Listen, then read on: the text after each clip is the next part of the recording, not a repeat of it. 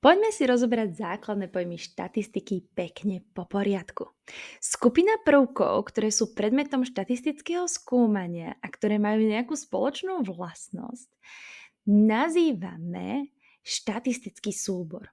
Teda doňho patria napríklad obyvatelia Slovenska, naša trieda, svetadiel Európa alebo rôzne hody kockov, ktoré môžeme vytvoriť.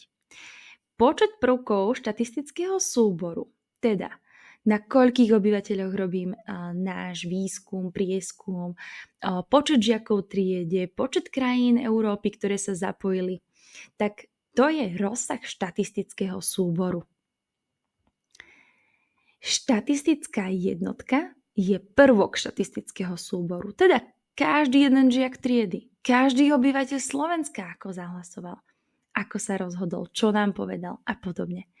No a štatistický znak je sledovaná vlastnosť prvkov, teda to, čo skúmame, pohlavie, vek, spotreba potravín alebo rôzne iné. No a ak sa chceš z matiky dozvedieť viac, tak pozri na Testomatik.sk a prihlás sa na doučko z matiky.